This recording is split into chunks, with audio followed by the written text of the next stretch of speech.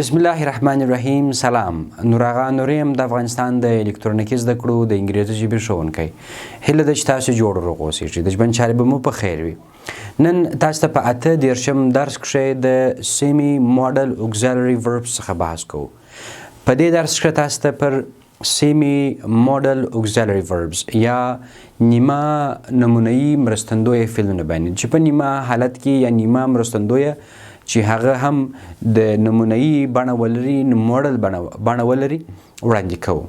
همدغه تاسو در پیژنو په خلاص ډول باندې چې نیمه نمونه‌یي مرستندویه فعلونه څو دانې دي، څه ډول استفاده کیږي او د هغوی مثالونه او په کل کې هدف څه دی. راځو د سیمي ماډل auxiliary verbs پر لور باندې یا نیمه نمونه‌یي مرستندویه فعلونه دوی خپل په ځان کې درې ډوله باندې لدي، یعنی په درې قسم باندې دي. لومړی there are 3 semi models auxiliary existing in English language. په انګریزي ژبه کې درې ډوله نیمه نمونه‌یي مرستندویه فعلونه دي چې هغه لکه dear, need and used to.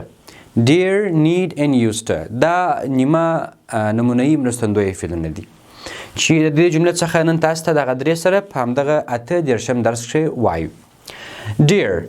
ډیر خپل د همت یا د جرأت معنا لري. همت یا د جرأت معنا لري.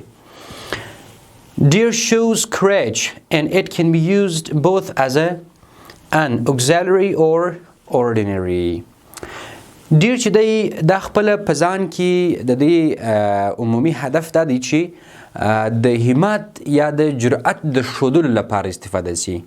اوس مثلا وایي ته د دې همت نه لرې چې خبرې وکړې، یا د دې جرأت نشې کولی چې زما په مخ کې خبرې وکړې، یا د دې جرأت نشې کولی چې ته د باندې ووځې، د دې جرأت نشې کولی چې ته مثلا د ده سره مخامخ سې.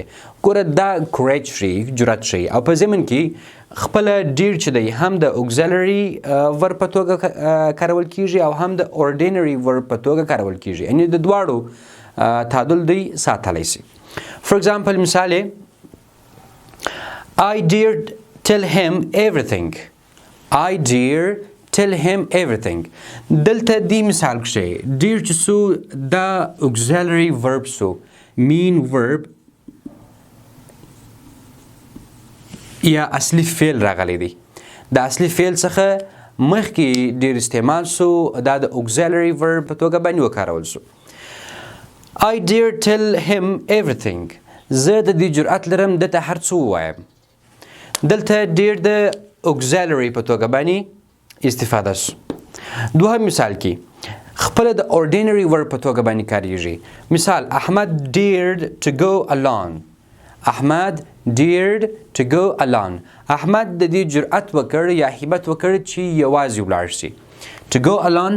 اوس دلته ډیر چې سو دا dared دا یو پاست حالت سو، خپل د پاست حالت هم واوښتی او په ضمن کې ordinary verb یا نمونه‌یي حالت د فعل وښودی. یعنی کولی سي چې نیمه نمونه‌یي مرستندویه فعلونه لکه dear او need دا په د auxiliary او هم د model په توګه باندې وکاریږي. دوهم چې دی need دی. need shows a necessity. need خپل د ضرورت یا اړتیا ښودنه کوي. and it can be used both as an auxiliary and ordinary. دا هم د auxiliary یا مرستندویه فعل په توګه کاریږي او هم د نمونه‌یي فعل په توګه کارول کیږي.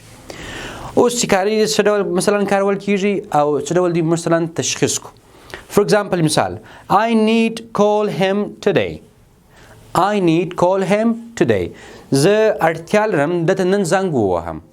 دلته need د auxiliary verb یا مرستندویه فعل په توګه باندې وکارول سو او وروسته یې چې راغلی دی call چې دی mean verb دی.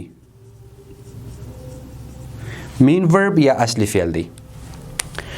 دوهم مثال کې he needs address. he needs address. د یو لباس ته اړتیا لري، خو دلته بیا mean verb نه دی راغلی. دلته یوازې needs چې دی دا model auxiliary verb دی چې دی هم خپل په ځان کې هم د کومکی فعل دنده اجرا کوي، هم د mean verb دنده اجرا کوي. دې کښې بیا ordinary verb ورته وایي. ordinary verb یعنی نمونه‌یي فعل په توګه باندې وکارول شو. دریم هم used to دی. When used to is followed by the simple form of verb means before age. کله چې used to د ساده فرم یا شکل د حاضر محل تعقیب کړل سي یا د هغه په واسطه باندې تعقیب کړي دی خپل د before مخکې یا وړاندې او ایج یا عمر معنا یا مودې معنا ورکوي. اوس مثال یې for example he used to work at a bank. he used to work at a bank. د په یو بانک کې کار کاوه. before دلته used to د before معنا ورکوي. used to دلته یوازې د before څخه هدف دی یعنی اوس کار نه کوي د کار وړاندې وو. بل په عموم کې used to د habit یا عادت څرګندونه هم کوي. اوس مثال she used to cry a lot. دی ډیر ژړل. اوس دا ډیره ژړا د دې یو پخوانی عادت دی خو اوس نه دی عادت. نو دلته چې دی used to د habit لپاره وکارول شو. he used to cry a lot. دی ډیر ژړل. د نن په درس کې تاسو د semi modal auxiliary verbs چې هغه درې دانې وه لکه dear, need او used to تاسو زده کړل. زموږ تیر درسونه هم تعقیب کړئ او نوي درسونه هم را سره همیشه تعقیبوئ. ډېره مننه، ژوندي اوسئ.